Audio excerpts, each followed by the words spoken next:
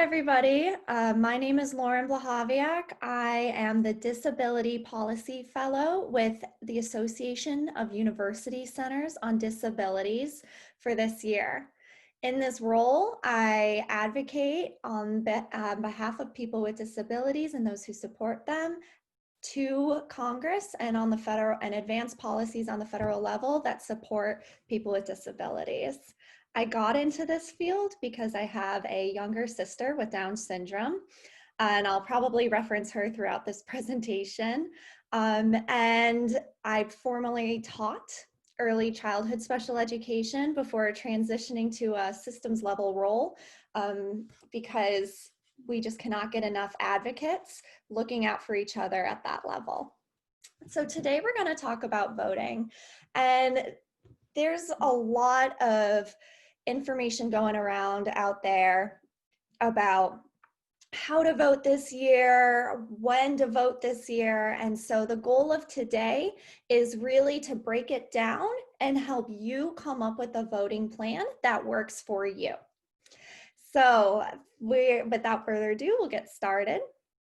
The presentation is called Vote 2020, and we start here with a quote from Justin Dart, who was the co-founder of the Americans with Disabilities Act and the American Association of People with Disabilities. So he was a very important man advocating for the rights of people with disabilities.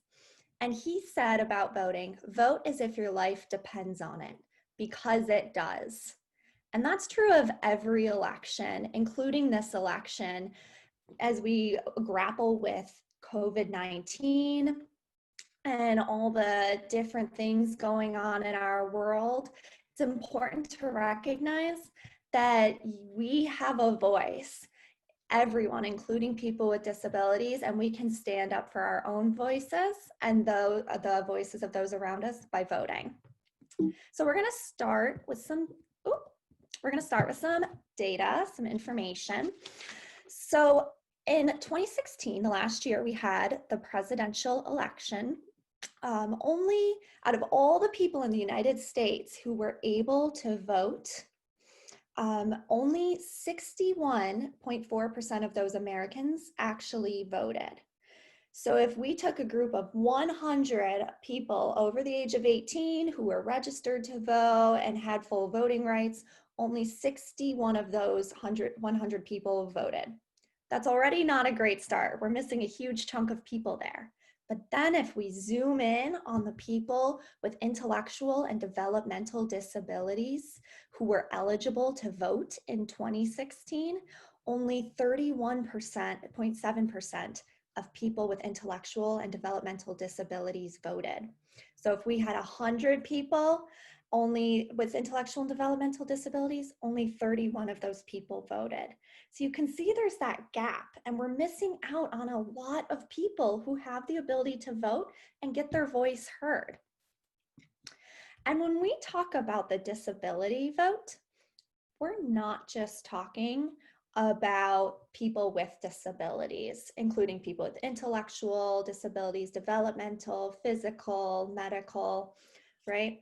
We're talking also about all the people whose lives are impacted by people with disabilities.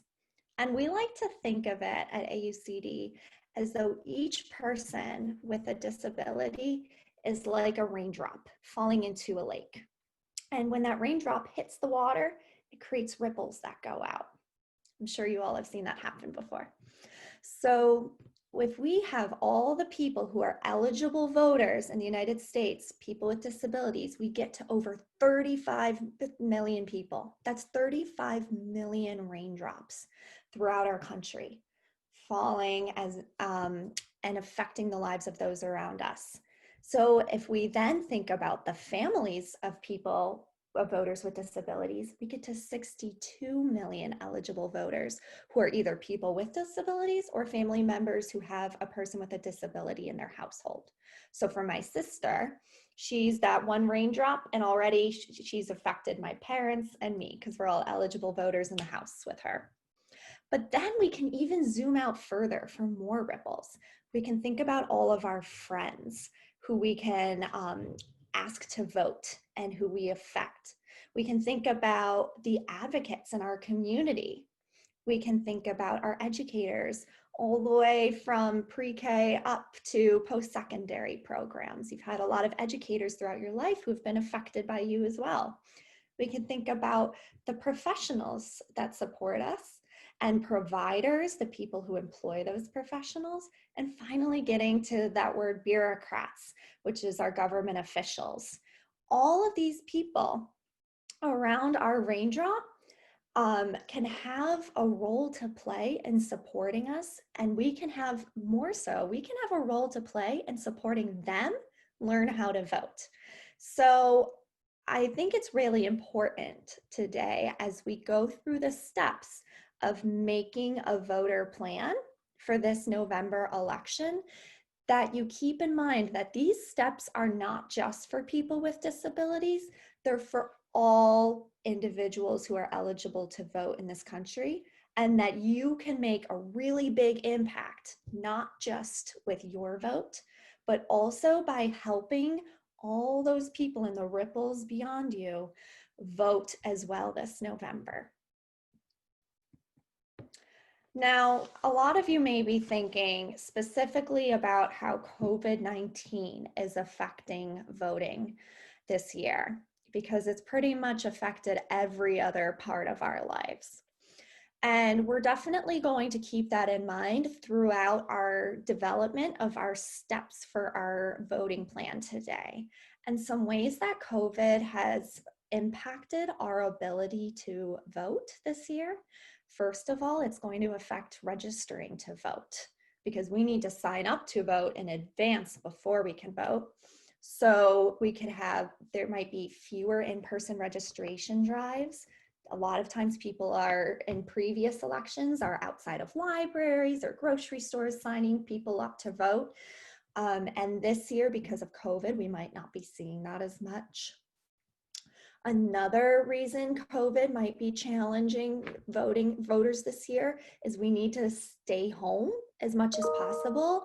A lot of people, specifically with disabilities, have some underlying medical conditions that may impact their ability to go outside. And so you have to be really cautious about getting COVID if you have certain underlying conditions. And so you're going to need to vote from home this year. And we'll talk about how you can vote without having to go to the polls. And then if you are a person choosing to go to the polls to vote, then we need to consider some safety at those polling locations due to COVID, the proper equipment and face masks, and sanitation on the actual voting booths. And then also having enough workers to even work at those polling locations could be an issue this year.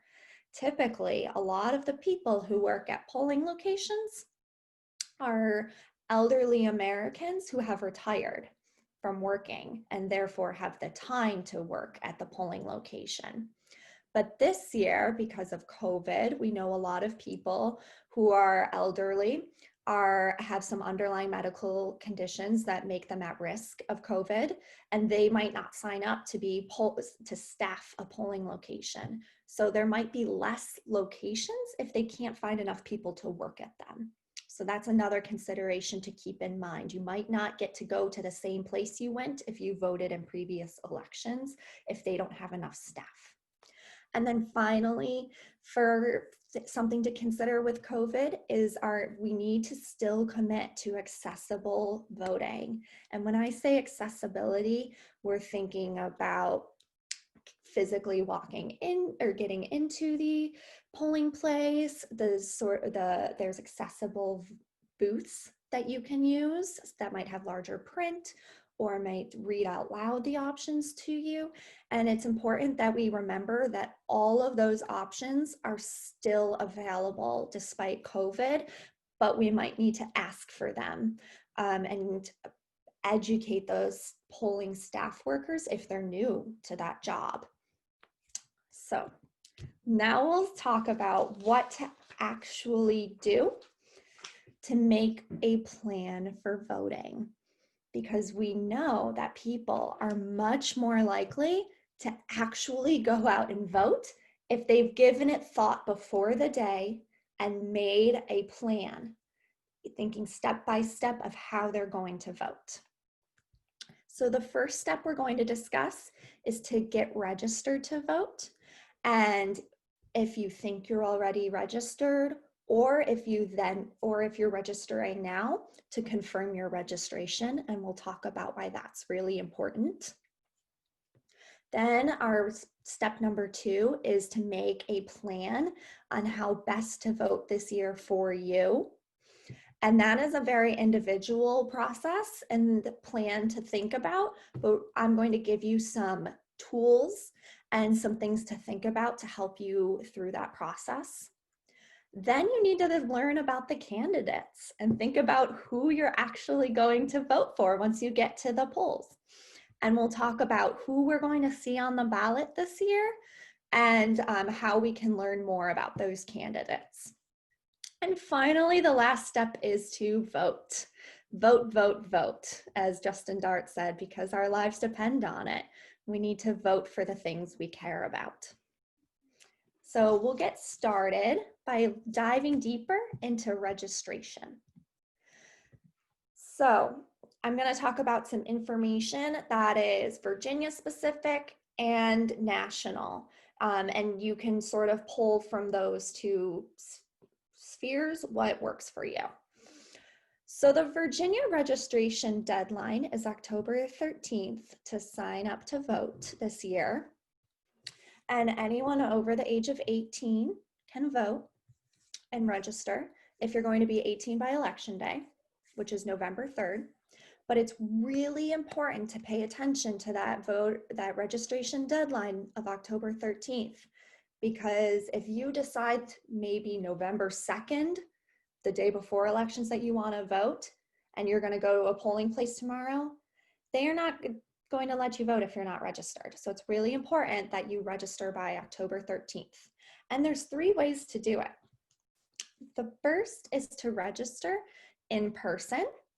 So you can go to your local election board, or I mentioned earlier that sometimes you'll see people signing people up to vote outside of grocery stores, or if you're living in a congregate care setting such as a nursing home, sometimes people will come to the nursing home or the group home to register people. So you can look out for those opportunities as well, although there will probably be less of them this year. You can also register to vote online.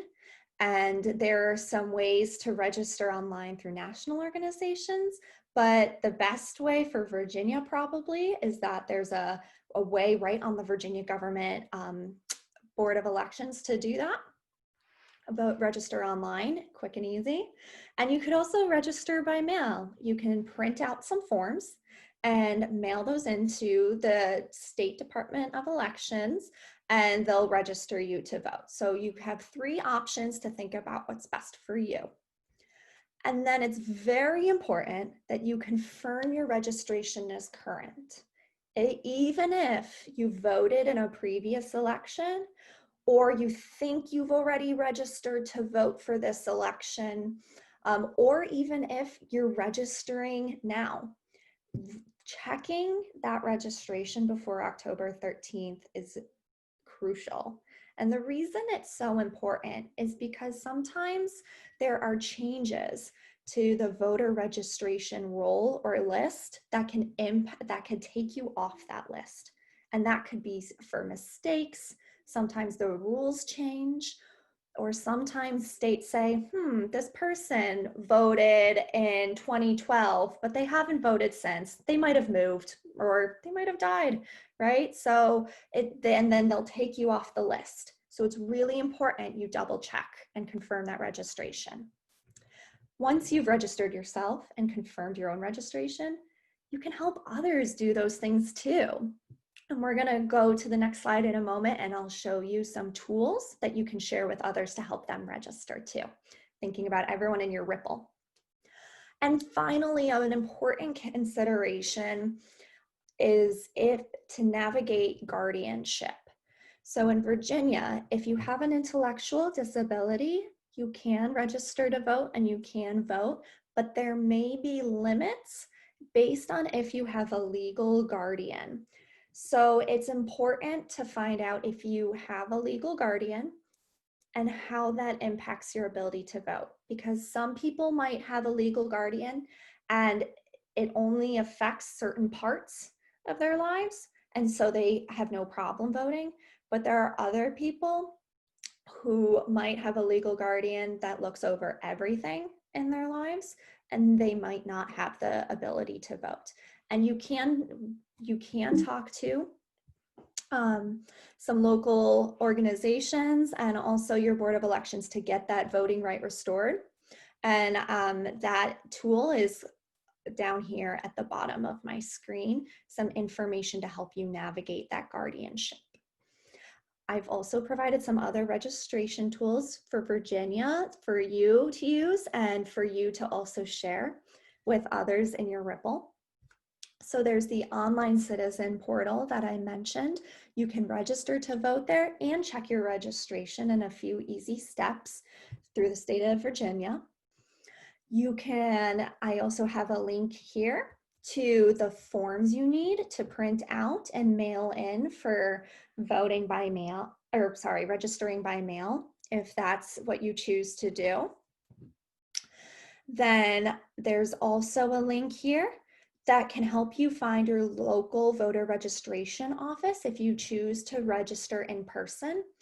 And if you're someone who is concerned about accessibility options, either when you choose to later vote by mail or in person, then it's might be best for you to call or go in person to talk to your local voter registration office, and they can help you with those accessibility considerations. Also down here, I have share your online registration with AAPD, the American Association of People with Disabilities, which Justin Dart, our man in the beginning, co-founded.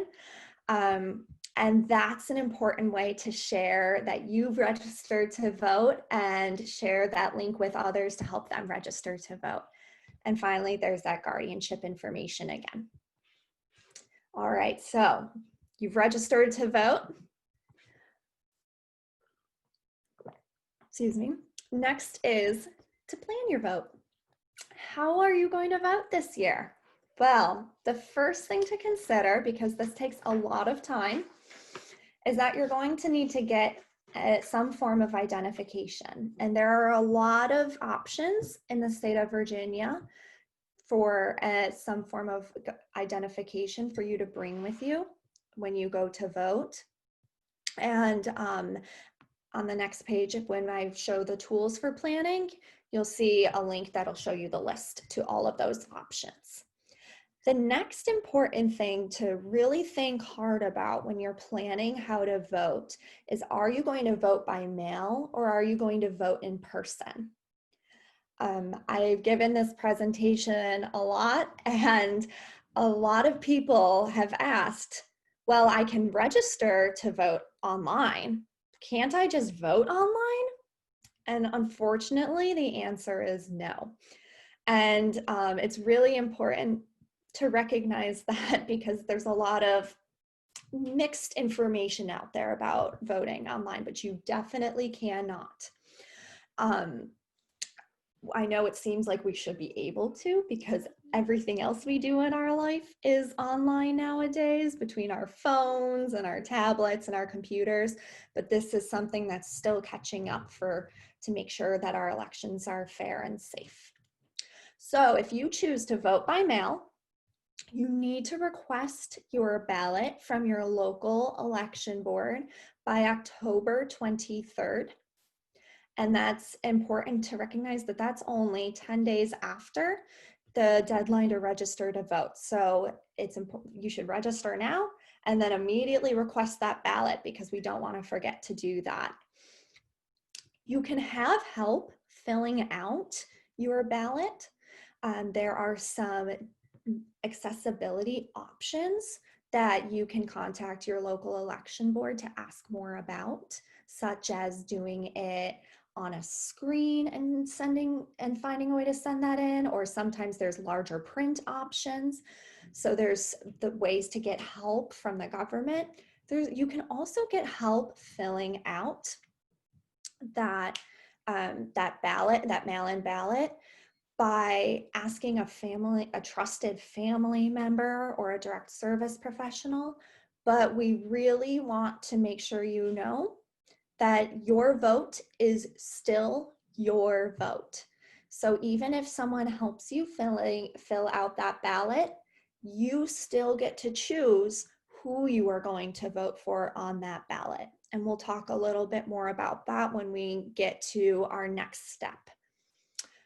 And then finally, for voting by mail, knowing the deadlines, knowing when to send it in.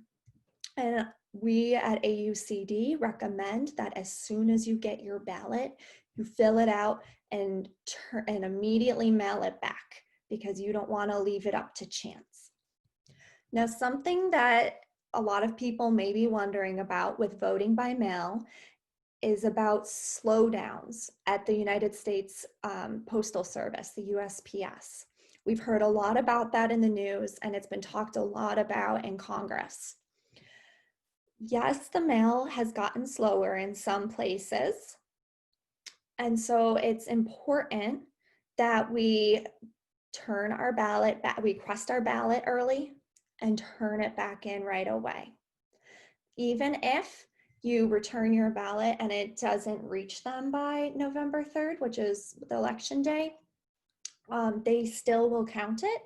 But it's just, if for sense of peace, it's important you turn it around right away, because we want to make sure our vote is counted if we've gone through all this effort to vote. So that's voting by mail. Voting in person, you want to first think about the location of where you're going to vote. And I mentioned earlier that due to COVID-19 and lack of staff at polling locations, there might be less places to go vote this year. So it's really important that you double check the locations of where you can go cast your ballot in person.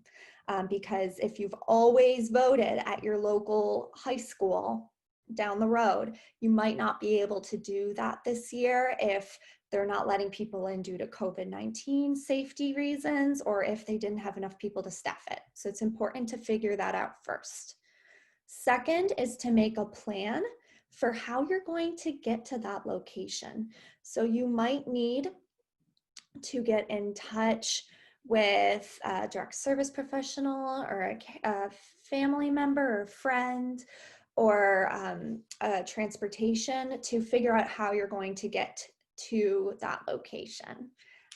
And then we would also encourage people to consider early voting. So the election day is actually on November 3rd, and polls are typically open all day, but again, you should check those hours.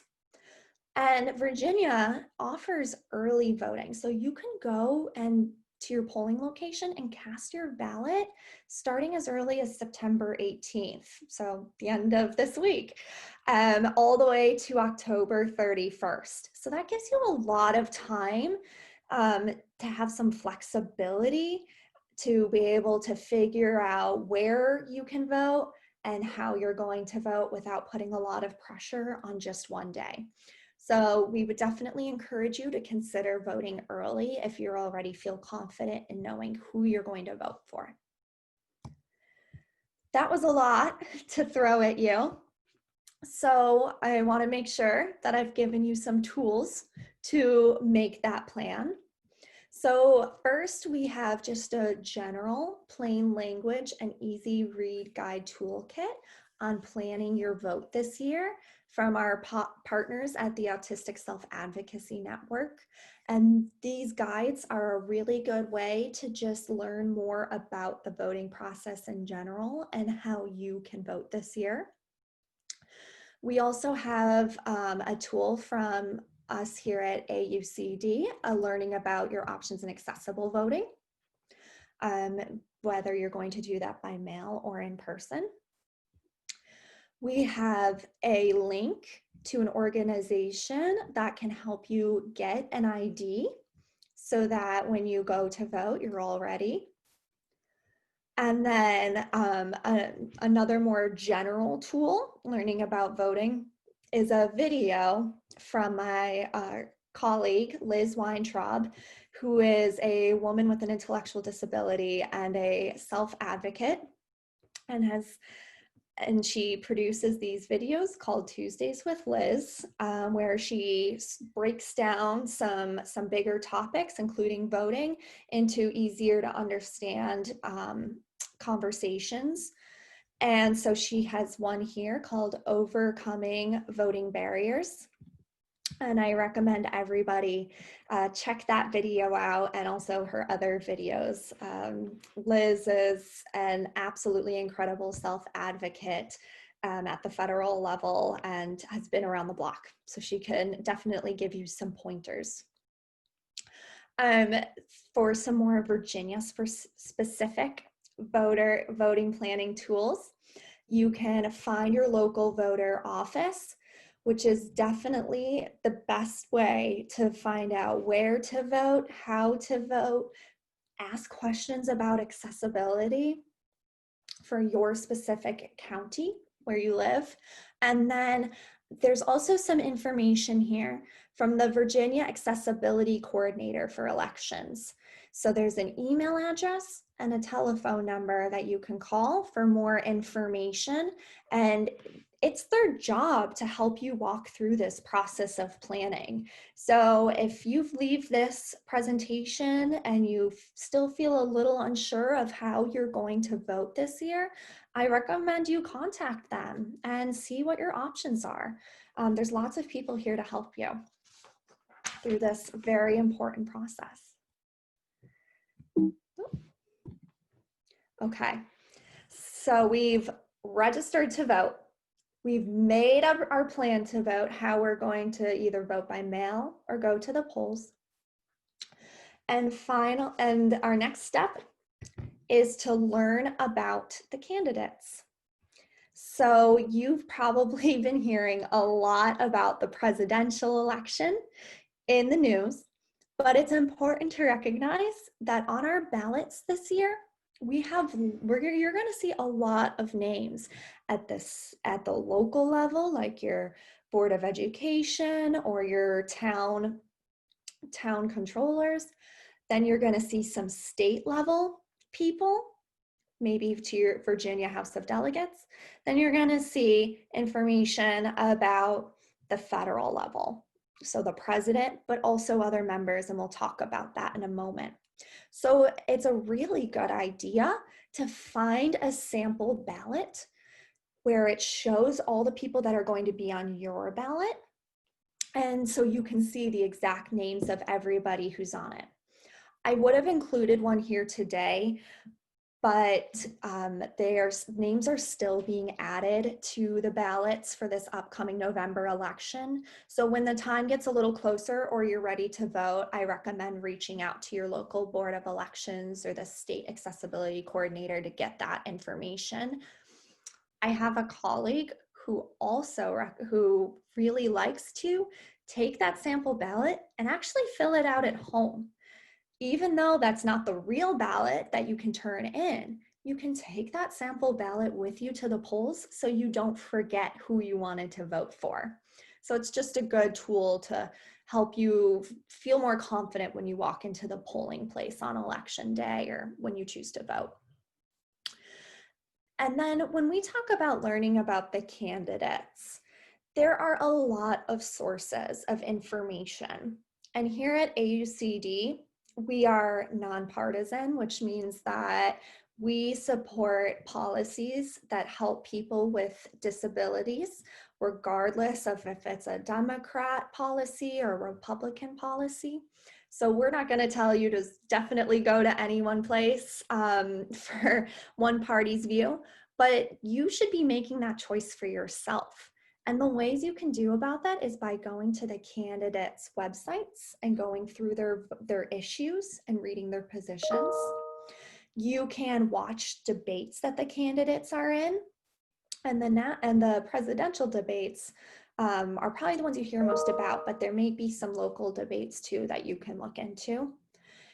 We also recommend that you think about some local advocacy or community organizations that you admire or you're a part of and see who they're supporting. That's another good way to learn. And you can also ask family members and friends what their thoughts are. On that point though, we really want here at AUCD want you to know that your vote is your vote. So even if if your mom or your dad or I don't know, your guardian says, well, I'm definitely voting for this person and you should too. When you go to vote, that's your vote. You make that choice. So you can say to them, you know what, this is my vote. I might vote for that person, but it's going to be my decision to vote for that person. And I think that's a really important thing for everyone to remember heading into casting their ballot, that this is your choice. I mentioned earlier my coworker Liz, who is a woman with an intellectual disability. And she tells the story of when she first went to vote at 18 years old with her dad to the polling place. And she was so excited to vote for the first time and participate in our democracy. But she got to the polling place and realized that she hadn't decided who she was going to vote for. So she turned to her dad, because she always trusted and respected him and his opinion, and said, Dad, who do I vote for? And so she let him make that choice for her. And now that she's older and she's had time to reflect on it, she really wishes that she had been the older version of herself there to tell her younger version, no, vote the way you want to. So it's important you do that research in advance so that you feel confident in your choices. And a way to make that choice about which candidate is who you want to support is to think about the issues that are important to you. Working with people with disabilities, I think a lot about the issues that impact people with disabilities, such as transportation or civil rights. As a former teacher, I think a lot about education issues. And so, and so it's important to think about what is important to you. I mentioned previously that on the ballot, you're not just going to see the presidential election, even though that seems to be all we hear about in the news all day, every day. So you'll see the presidential election, but you'll also see, also at the federal level, that all of the seats in the United States House of Representatives are up for re-election. So that's your one representative from where you live. So it's important to know who is in that race for your location. Also, 35 out of the 100 seats in the Senate will be up for re-election. And in Virginia, I believe that your Senator Warner, who is a Democrat, is up for re-election. So it's important to learn about that race as well, as although Senator Kaine is not up for re-election this year. So you'll only see one US Senator up on your ballot. And then, like I mentioned earlier, you'll see all those state and local races, and that's where it's important to look at your ballot. Oh, so we've already talked about some of these learn about the candidate tools. So again, find your sample ballot either on the election board website, asking local advocates, or asking for the ballot from someone from a trusted source, your local election board. And then you can also learn about the candidates in the various ways I've talked about. And there's a list from the state of Virginia of all the candidates that are currently registered, but keep in mind that some people are still being added. So it's not the official list yet. And then finally, we have another video from my colleague Liz about being an educated voter, where she discusses very passionately how to make that choice for yourself about who to vote for. So we've registered to vote. We've made our plan for voting. We've learned about the candidates. Finally, we need to vote. Vote like your life depends on it, because it does. So you need to make all those deadlines And there's, even if you've made the deadlines for registering to vote, you still need to make the deadline for actually voting on November 3rd, or the mail-in voting if that's what you've chosen. So it's important to always keep those in mind throughout the whole process.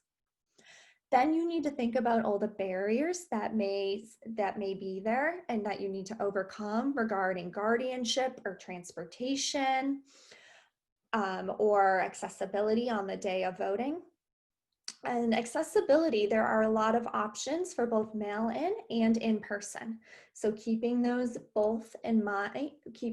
of those options in mind, figuring out which is best for you, and then looking at the accessibility options from your local Board of Elections for both options. And then we want you to really know that you have the right to vote privately and independently. This is your vote. You get to choose what that vote is going to look like. You can seek assistance or help from workers at the polling place who have been trained to use the accessible voting machine. You can ask them questions about different accessibility options. You could also bring someone to help you vote, such as a family member or a guardian or a direct service professional.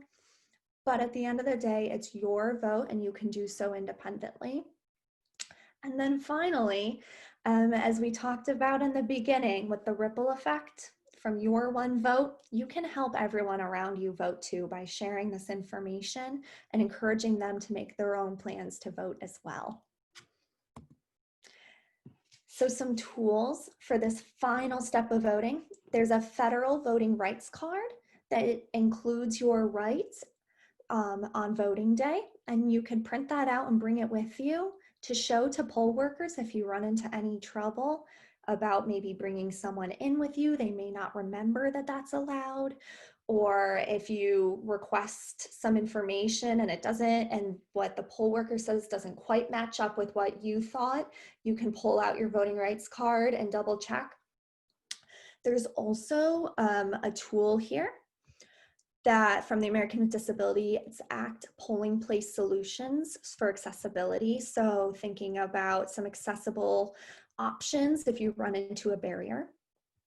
I'm again putting the link to your local registration Board of Elections office because they're probably going to be the best source of information to help you vote this year. So we can't plug them enough. You can also contact the Virginia Department of Elections if you have questions, and this link will actually take you to a page with some more information about voting as a person with disabilities in general, and then also that contact information. And then finally, a form that if you're voting and you feel as though there's an issue regarding your civil rights to vote, you think someone did not give you the accessible options that you needed, or you felt like your right to vote was infringed upon in some way, you can file a complaint with the state. So those are all the steps to vote. I just have a few last pieces of information to share with you and tools.